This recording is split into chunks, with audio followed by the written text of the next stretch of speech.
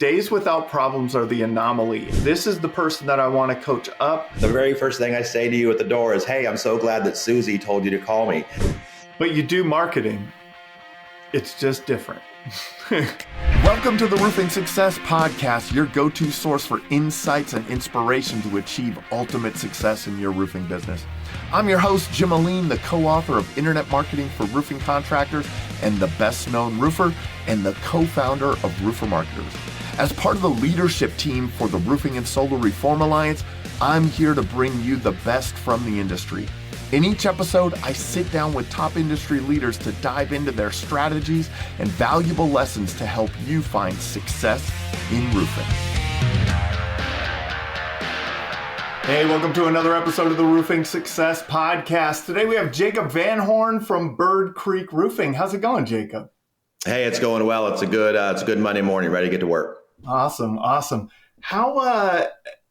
start with your story and the story of Birdcreek. For those who don't know, you guys are a highly successful roofing company. Give us the story about Birdcreek and how you got involved. Yeah, sure. So Nate Navarro is the founder of Birdcreek. Started Birdcreek in June of 2013. He was a worship pastor in Austin. I was actually a church planting pastor here in Austin. We knew each other through that world. He was changed careers and was looking for work up in Belton Temple and started working for a roofing company. And a lot of times this story is a very common roofing story. You work for a guy who basically gives you a shirt. Actually, he didn't even give him a shirt. Gives you a shirt, business card, and says, "Hey, go at it." And then he figured it out himself. And several months in, he had a meeting at a very large university to get to do their roof work. And the owner of the company said, "Hey, man, why don't you just stay in the truck and let me take care of this? You'll probably mess it up." And subsequently, you know exactly what happened. The guy took the work and left him hanging. It was a get paid based on profit on a job kind of a deal, but the books were ever open. And about 6 months in, he was thinking, hey, do I do this thing myself? And like a lot of guys do. And he said, but I think I just need to stay 6 more months and learn some more. And a buddy has said, what is he actually giving you? What is he actually doing for you? And he said, nothing really. And so he took the initiative to start this. Now, I'd not recommend other people start it that way after doing it for 6 months, but these narratives work out sometimes. And so he lived on Birdcreek Drive in Temple, Texas, and Birdcreek Roofing came of it. There was no incredible branding done. There was no firm in LA that was hired to do it. Brand is not so much the name or the fact that you have like a little house over your name or a little roof line or something like that. Branding is what do people think when they think of you. And so Nate began selling roofs, and he'll tell you that he sold his first roof before he even knew how to put a ladder together. There's actually an old photo of him stuck on a roof early on in his career where someone had to come and get him off, but those things happen. And a good storm came, like a lot of good roofing companies that get started on that. A good storm came, and he took advantage of that. He happened to bring in we'll call him an OG from the area, David Gilmeister, who had been roofing in the area for several decades already, had a family name in the area. There's a street named after his family, and so he had some credibility in that. Brought him in, and they started building that, and started humbly. About a year and a half in, there was a large storm in the Belton Temple area that they did about $1.5 million that year. And Nate pulled over in his driveway at one point and said, felt very grateful about it and said, I want to give this opportunity away to 10 other people. And so he began asking, how do we create opportunities to help other people succeed? Fast forward a few years later, I'm transitioning out of my pastoral ministry stuff, trying to figure out what I want to do next. Reach out to him and say, hey, I'm in Austin, you're in Belton, I'm looking for work down here if you know anybody. He said, I'm trying to grow the Austin market. I have another guy, Eddie Willis, down there. I'd love to add you in. So I joined up with Birdcreek Roofing in April of 2017 as a team lead. And it's been a fantastic story from there. Actually, I didn't start as a team lead. I started as a roofing consultant. Then I became a team lead and then COO and now CEO. And that's where I'm sitting here today. So that's how I got in. Now, roofing was around me in high school. My best friend's dad had a roofing company. And so I would work for them in the summers, winters, winter breaks. It was that thing that roofing was always there for me. I did it during high school and shortly after. And then in my late 20s, I went back to it for a while. And my who am I? What am I going to do with my life phase? I went back to it again for a while. And then here I am again. Roofing's not sexy. No one thinks about doing that when they're a kid. But boy, it sure is a great way to take care of your family and a great way to change some lives and help some people out. It is, man. It's amazing how roofing finds you, right? Like, and once you're there are very few opportunities like this. Like I think more and more people are getting, the opportunity presented to them and they get to see it, but there's still so many that don't. And you talked about, like, kind of one of the visions of the founder was to, like, how do we show this to more people, right? Like, how do we get more people involved in this? And with that mission is how you guys grew, as large as you are today, right? How many markets are you in? How many reps do you run? How many, like, what's the general kind of size of the company now from when it started? Yeah. So it started, obviously, everything starts usually with one guy. Sometimes there's a partnership, usually one guy. Added in a few guys, and it grew rapidly early on. Nate is a visionary. He is generous. He is kind. He is respectful. He has massive amounts of integrity, even integrity to his own harm at times. I don't mean that in a negative sense. I mean, he's got so much integrity that it hurts his pocketbook to stick to the things that he has stated. Over the years, when I joined in April of 2017, it was a great opportunity. I was half in, half out. I thought I'd go back to pastoral ministry. I thought I was kind of doing this thing. I was kind of doing the in and out thing. After about a year and a half, I decided, hey, this is it. This is what God has for me. I'm going to lean all the way into this thing. And that was when my career really took off. But I'll confess, and Nate knows this, and we've discussed it publicly as well as privately. I almost left the company several times. As much as Nate is vision and heart and generosity and character, and he can draw people around him in incredible ways, he'd be the first to tell you he's not a process and systems guy. He's not a guy who's going to do that. He's not a guy who wants to say no very often to you. And so when he says create opportunities for other people to succeed, he really means, like, let you loose and go and try things. Years ago, I read an article on the Harvard Business Review called Leadership Run Amok. And if you let people in your organization, whatever it is, do their own thing, they will do their own thing. Leaders are going to lead without clarity, without process, without system. They're going to do it. And I almost left the company several times over that, because I love clarity. Let me know what you want, how you want it, when you want it. And man, we can go to town. We'll get it done. And fast forwarding a bit, the company was chasing storms. We were in Central Texas, but we would chase it to San Angelo, or we'd chase it to Louisiana. We were doing work in South Georgia for a while because a huge storm was there, and a handful of guys were like, hey, let's go. And so we were kind of this unwieldy animal, if you will, that was selling a lot of roofs. We went from year one was 368,000, 1.5, 3 million, 6 million, 6 million, 6 million, 9 million, 15 million in 20, 27 million in 21, and like just these exponential growth things. And this year, we'll probably do 45 plus. There was a large storm in Will County, but we intentionally live and work in a market that has it's Texas's storms. But if you're just in Austin, then you only have the Austin storm market. We are intentionally from North San Antonio to DFW, because wherever a storm hits in that market, Birdcreek is going to be able to be there to help people out and help stabilize the company financially, so that we're not living and dying by one neighborhood. In April of 2017, I and Eddie Willis, we were speaking at an internal conference within the company. We had brought everybody from Louisiana, South Georgia, everybody in for a conference. We had probably 45, 60 guys there. And for those Texas folks, they know that April 15, 2021 was a very large storm in Pflugerville, Round Rock, Georgetown area. Probably 60, 70,000 homes got hit by very substantial hail. And it was during our break. And I made a comment to Nate during our break. I said, you brought 40, 50 door knocking fools from 3 different states into my city when a storm hits. And yes, half the company just got hotel rooms here in Austin, and just, we're knocking doors and we put the roofs on. It was a very fortunate event. But at that event also, Eddie and I did a session on processes and systems, essentially. We had some guys do some other sessions. We did on processes and systems. And there was a consultant in the room that day that Nate had, who was part of the company. And he said, if you run the company like Jacob and Eddie do, you'll make a lot of money. If you run it like the others, not so much. So I kind of put a little bug in Nate's ear. And then at the end of 21, we made some shifts in the company and the structure. And Nate asked me to be the COO of the company to help it develop processes and systems. I was a great sales guy and I had a great sales team. We were just crushing it. And he wanted me to do for my team, for the company, what we did for the team. And so we started doing that. In 21, I think it was about 27, 28 million in revenue. That went down to about 22 million in 22, but we didn't have that big storm and some of the team members left when we made that shift. But then 23 shot back up again and 24 is doing what it's doing. We've got our market is from North San Antonio to McKinney. Our hub is Bell County, Belton Temple, and then Austin. We've got a guy outside of Waco, guy in McKinney, and going to continue to grow into the DFW, Houston, San Antonio market down the road.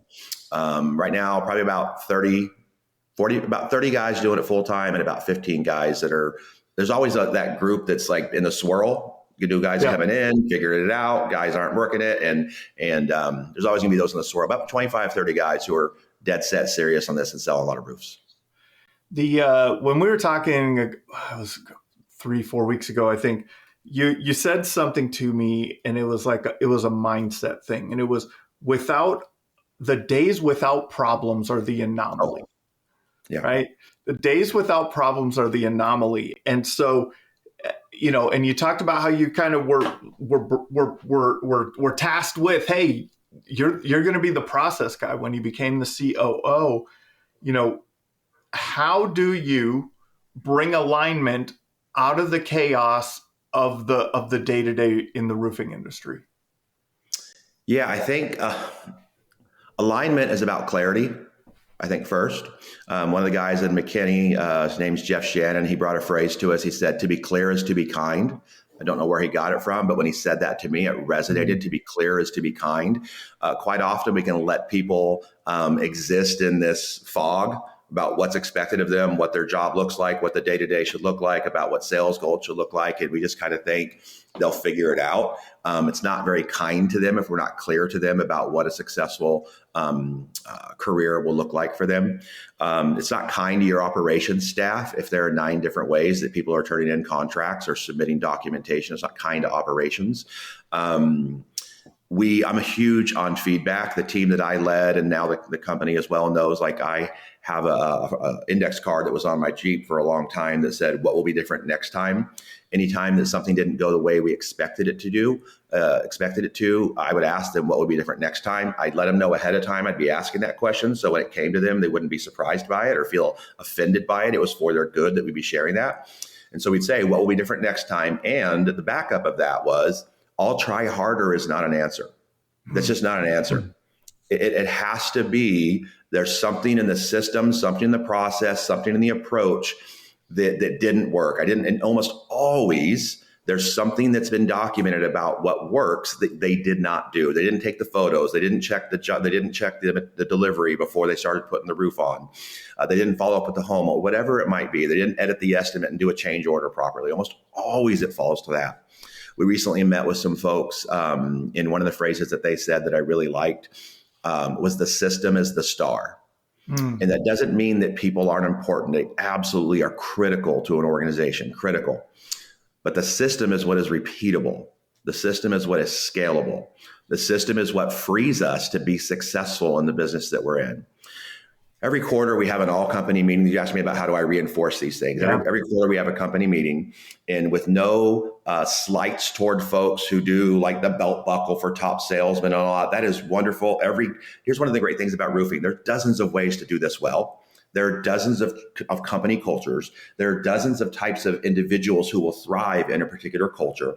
So anything I say today about the culture that we exist in at Birdcreek Roofing is for us at this time in this context with full respect and appreciation for a variety of ways that others do it.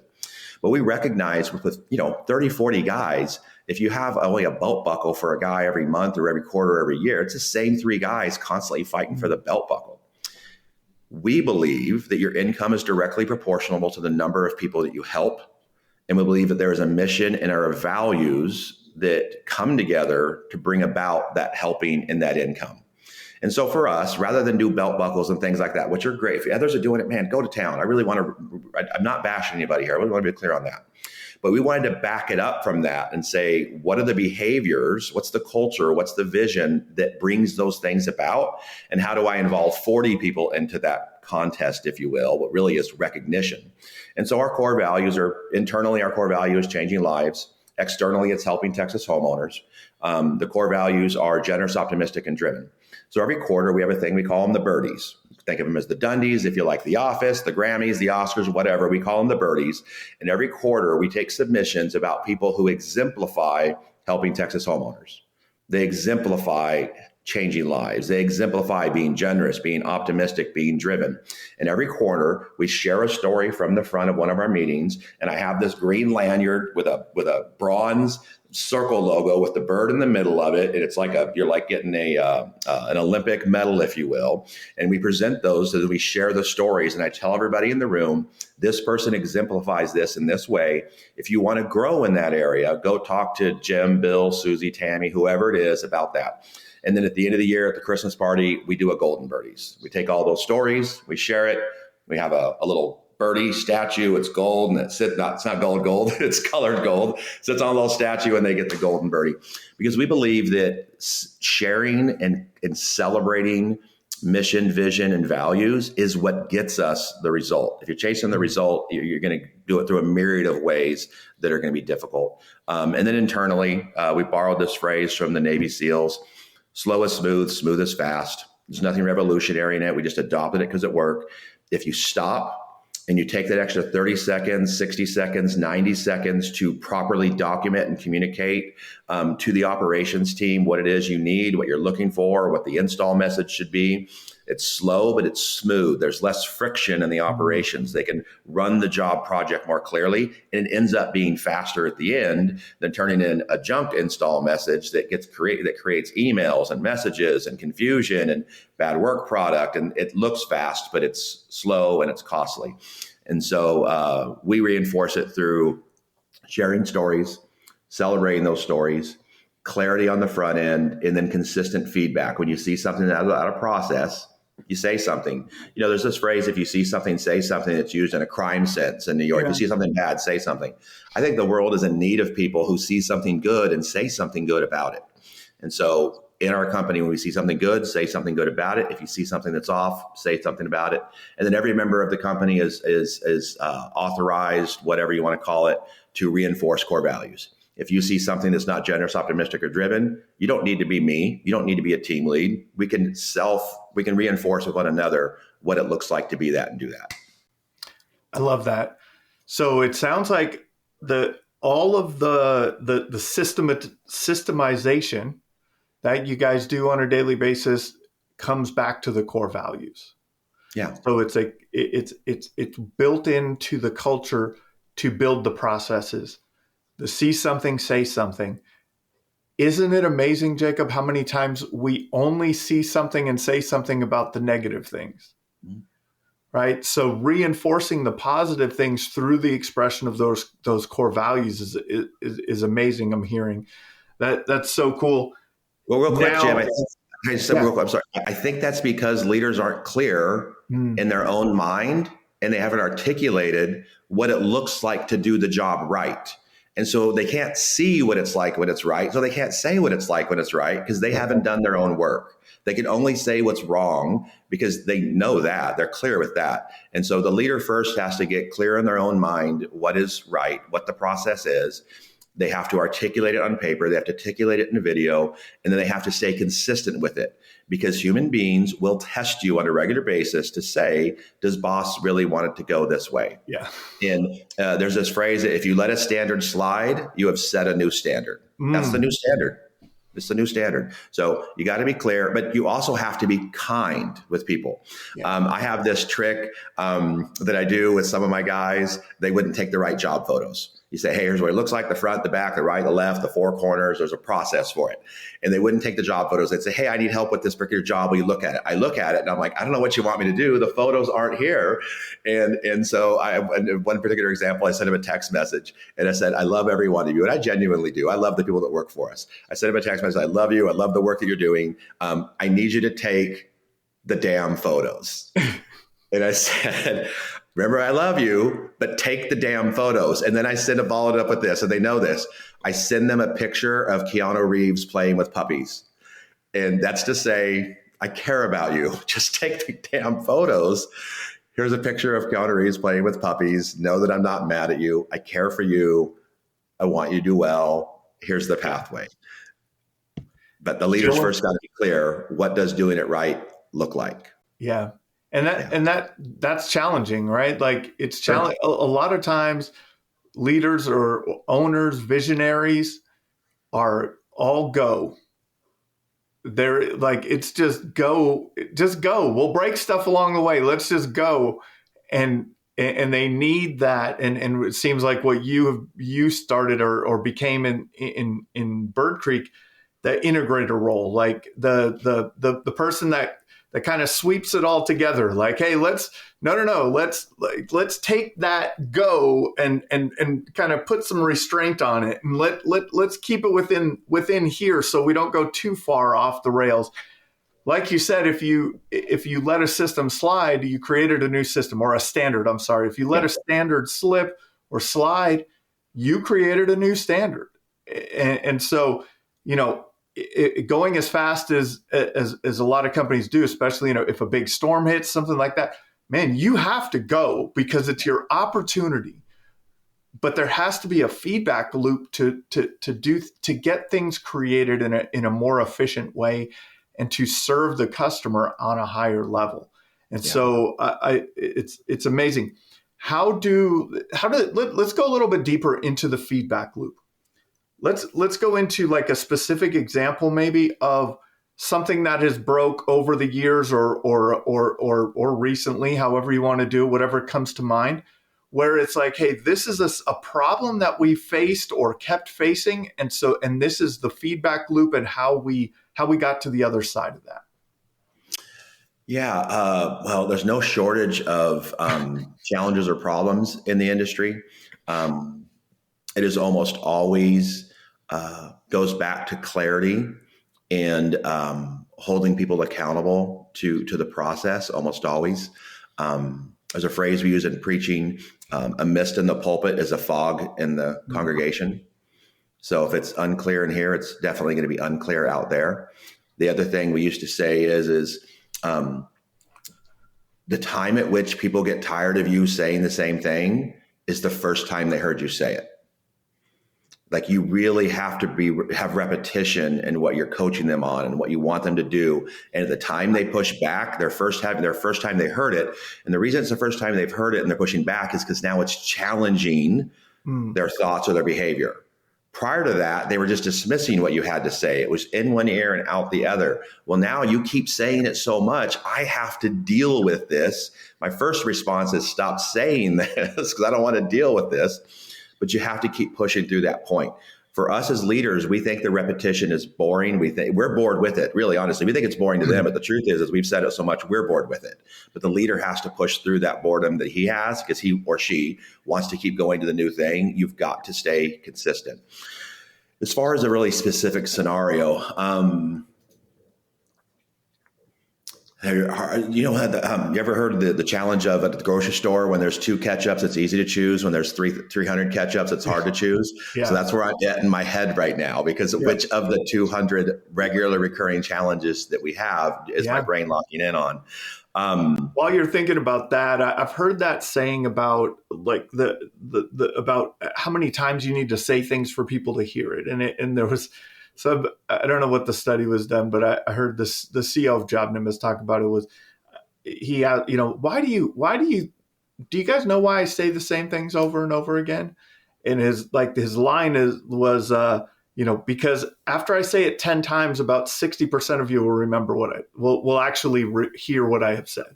Right. So after saying something 10 times, then people actually, like what you're saying, it's when, right?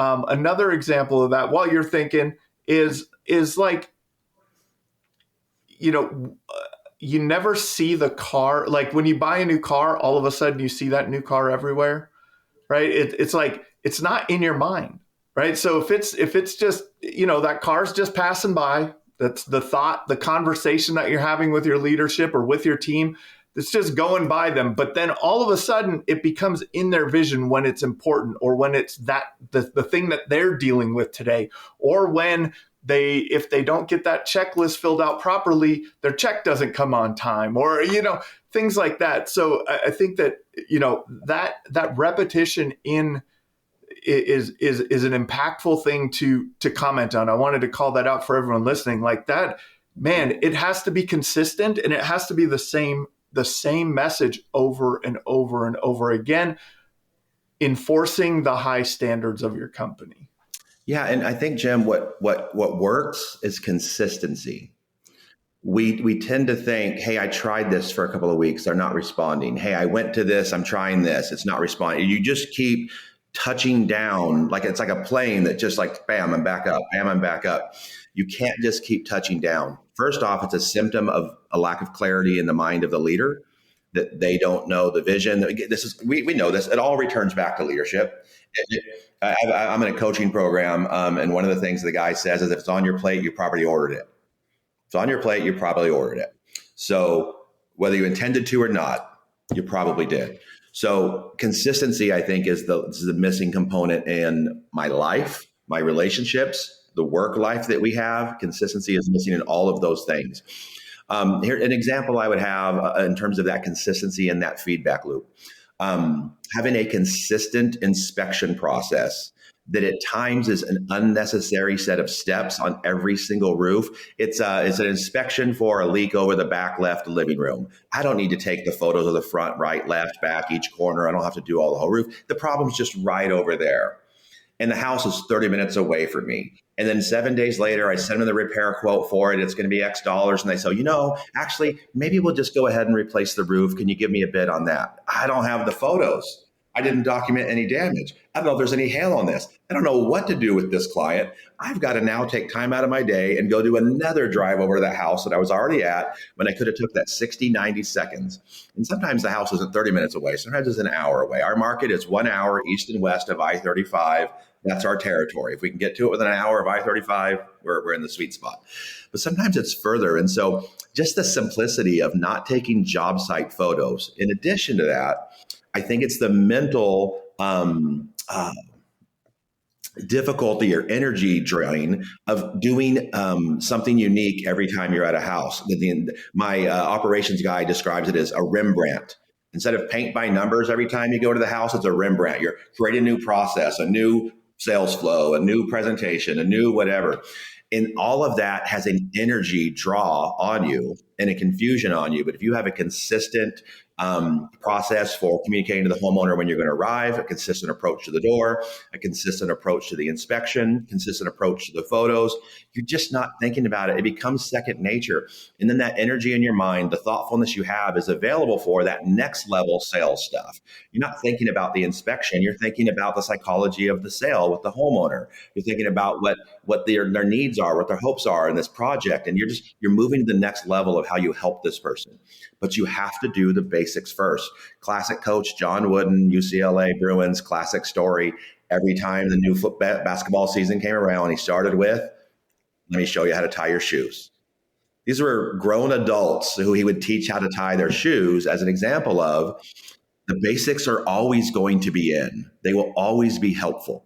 And if you can't do the basics when it's slow, you will not do them when the storm hits. You just won't.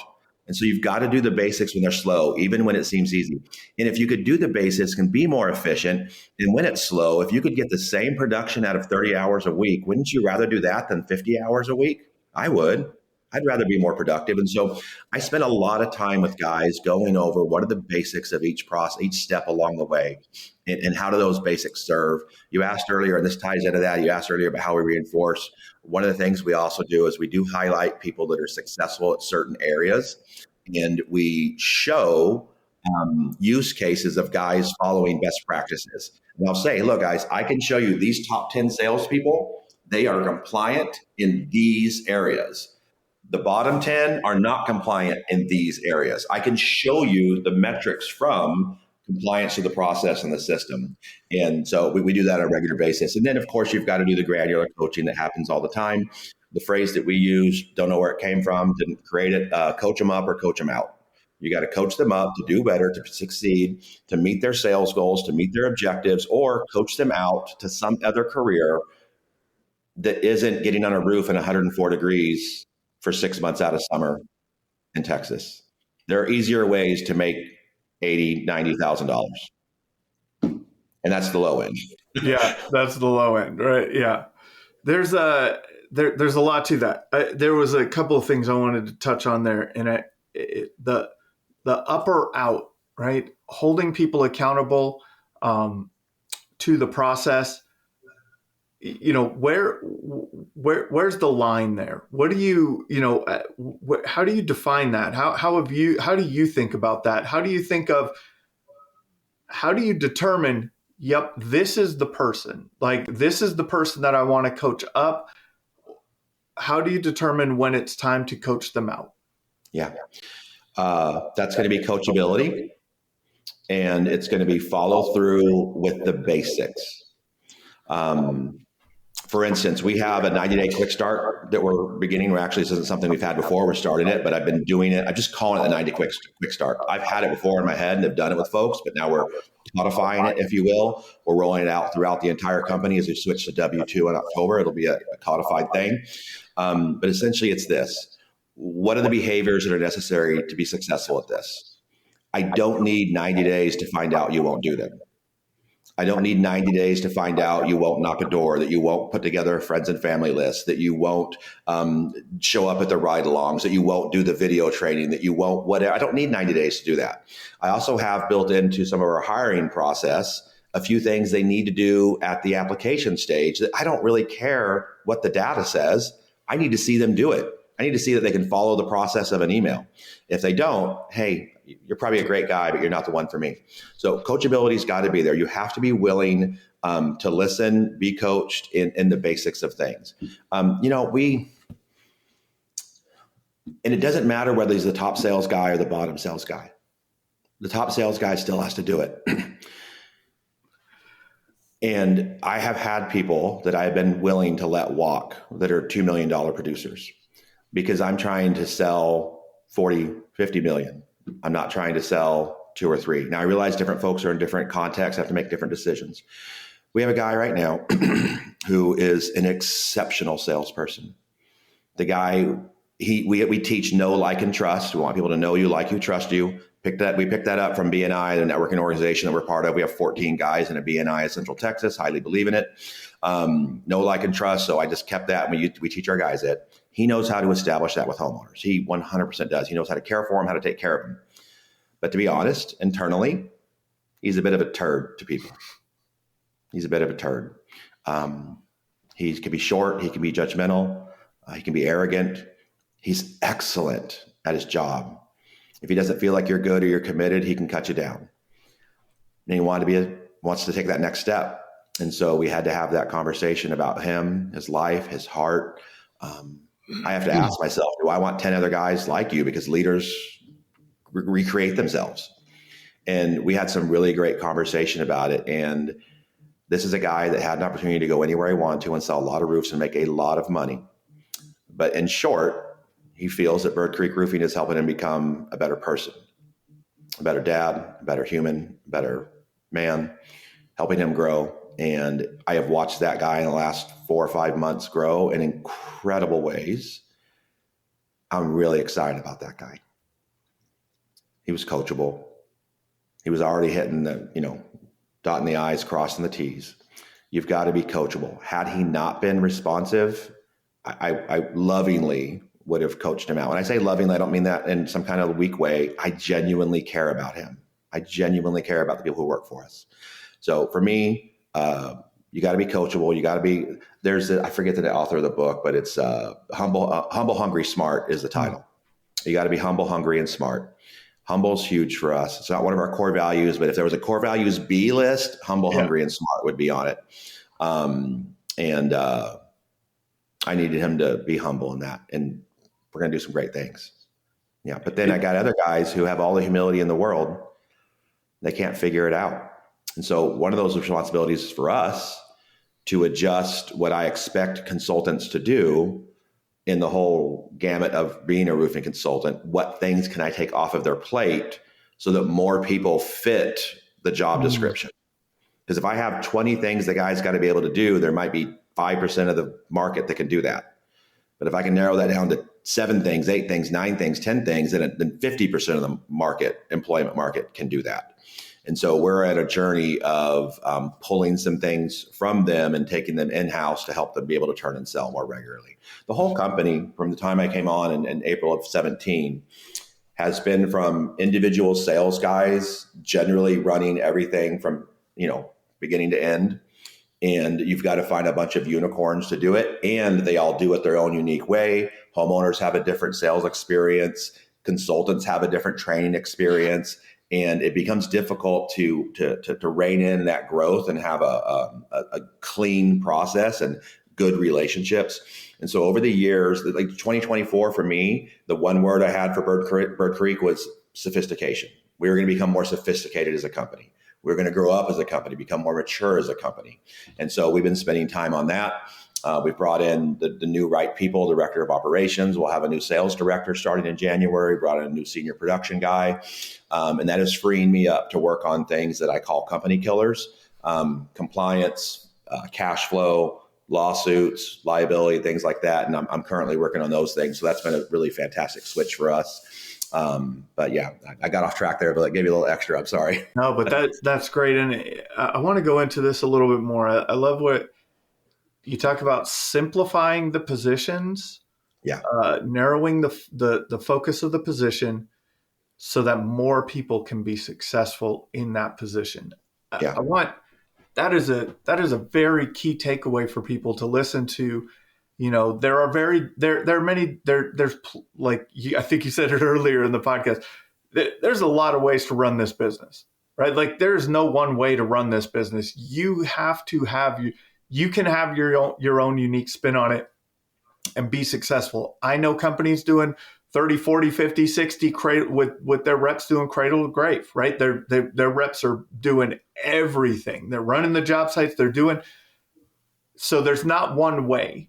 But I think for people to think about how do they want to develop their company, this is a unique thing for them to think about. Simplify equals more. So if you simplify the job description or rein in the number of bullet points in that job description of these are your job duties, if you can limit that list, there will be more people that will be able to do that list.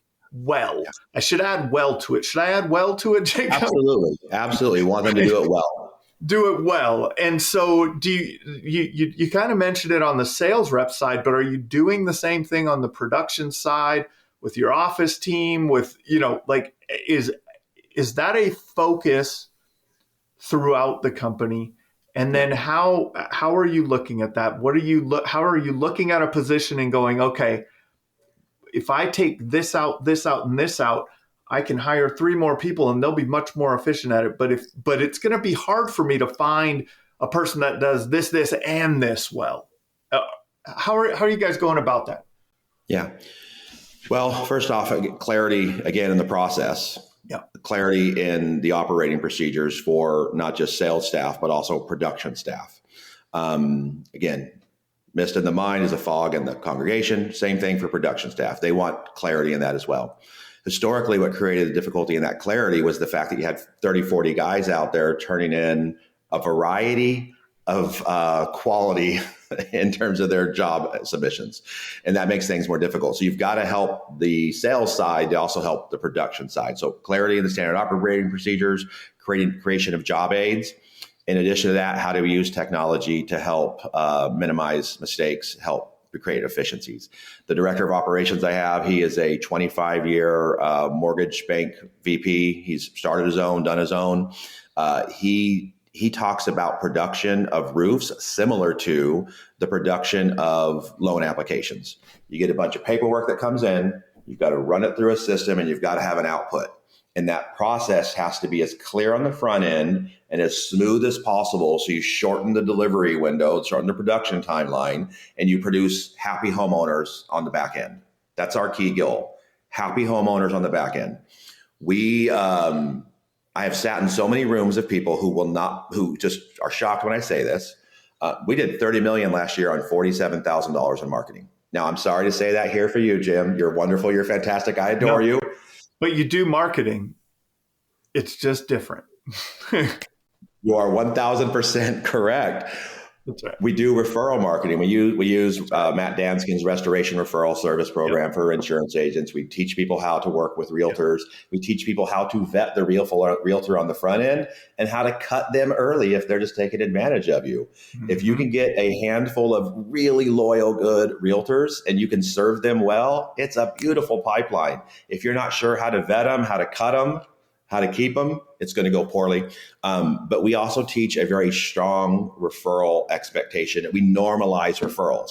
The very first thing I say to you at the door is, hey, I'm so glad that Susie told you to call me. We rely on referrals, and I'm glad that you're going to get the same service that Susie got. And I can't wait for at the end of this that you get to tell your friends about it just like Susie did. It's normal. Everybody's giving referrals if you're happy with the product, the service you received. Know, like, and trust starts at the very beginning. We all know this, and it carries through to the end. We don't always nail it, but we want to do well and nail that. And so we're trying to get this through sales, production, the back end. There's a lot of batons handling off. Those to be clear. So internally, as far as how we're helping production, again, clarity is kindness in that. In addition to that, we also want to look at how tech solves those issues. We're running into the point right now that our CRM, and I won't name them because I don't feel like I need to dog anybody out here today. Every CRM has its pros and cons. Everyone's always, what's the best one? Nah, what's the best one for you right now at the size you are and the way that you run your company? Because some CRMs will not work the way that you run it. They will be a problem. And so we are actually in the process of working with a bespoke custom build around HubSpot that'll take about a year or so to build out, because we are in our case, our CRM, and I think all of them are, their bread and butter is $2 to $8 million roofing companies and the processes and complexities that come with that. A $30 million plus roofing company has different complexities. Not good, not better. I'm not better than anybody. We're not better. We're just different complexities, different needs that it has. And those CRMs, I constantly do feedback and talk with them, and they say, hey, put something in the feedback deal. And I'm like, that's where ideas go to die. The problem is there's only a small handful of companies that have that need of that complexity. Most of the clients are right in the middle. And of course, they're going to serve that client. I just have to have the maturity and insight to recognize that I'm not their best client. Yes, I give them a lot of money, but I'm not their bread and butter client. So we need to move out. So we're making that shift to help the operations team do better. We stand behind the operations team very strongly. A lot of times sales guys want to create a little bit of enmity between the two parties from time to time. And your production team needs to know that you have their back. Whether it's the top sales guy or the worst sales guy, they need to know that you support them, that you recognize them. And so they also are eligible for birdies. We gave birdies to 2 production team members this last session. We're not just celebrating salespeople. We've got the whole gamut of the whole company needs to be recognized. Everybody plays a part in the core values of that. And again, same thing. If your work product slips, we need to have a conversation. We had a gentleman the other day who responded to a text message in a way that was not generous. And so I took a screenshot, sent it to one of the guys and said, hey, would you chat about it? And he did. He didn't recognize it came off that way. He didn't intend to. He was in the thick of it, busy, and he responded in a way that was short and curt. And hey, let's stop. Slow is smooth, smooth is fast, not just in production, but in the relationship. Stop, slow down, take a second, be clear, be kind, say a little different, and then keep on moving. And so, clarity, feedback, celebration, the same. Again, you said earlier, the core values are the lens through which we make decisions. It's the lens through which we coach. It's the lens through which we compensate. It's the lens through which we do everything. If they're core values, then you see through them. These glasses are my core values. I see through them more clearly. And so if they're your core values, if they're what you're about, then let them be the lens through which you make those decisions. So they all get the same coaching process. Yeah. That's awesome. Another thing that you talked about, and I really like to talk to people about, like, marketing isn't just prospecting for new clients. No. What you guys are doing in the birdies and the things like that, that's marketing to your current team members.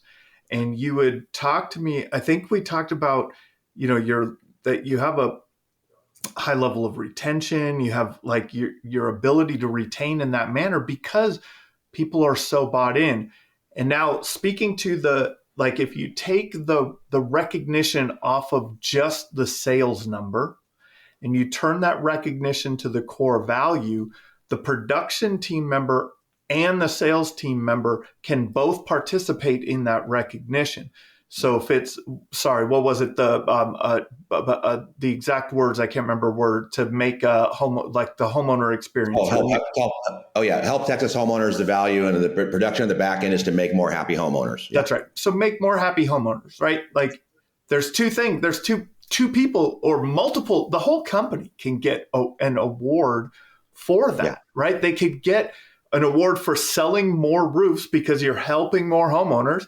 You can get if you're doing an exceptional job on the production side, you're helping more homeowners.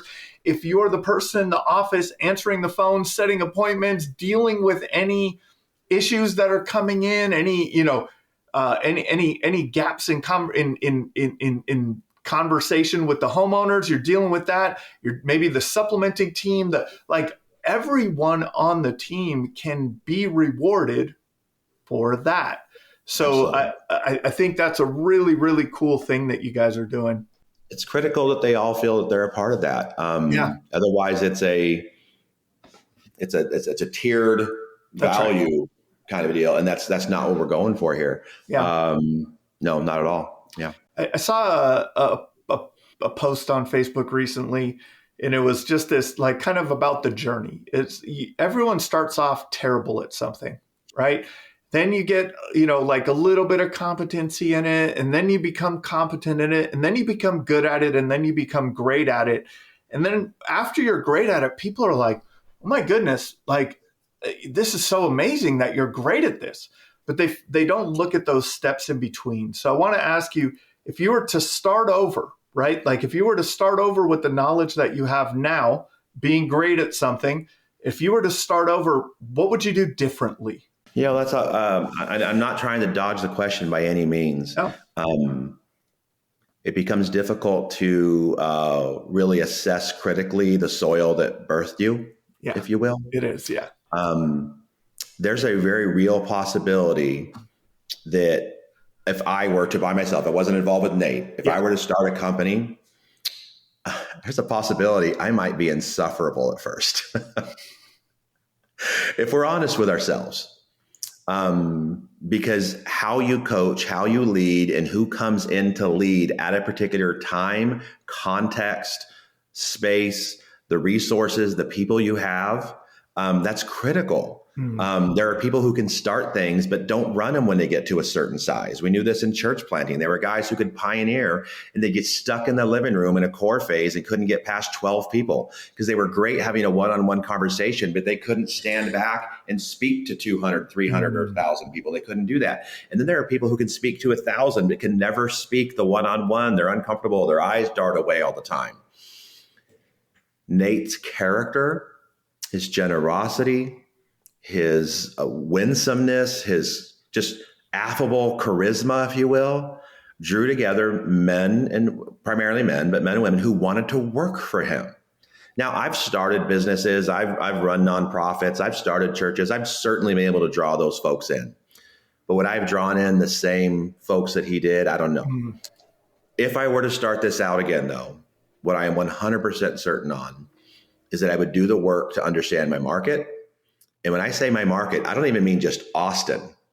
So we're in the Austin market. There's a neighborhood that I lived in for several years, has 6,100 homes, average 95% owner occupied, average income is $240,000.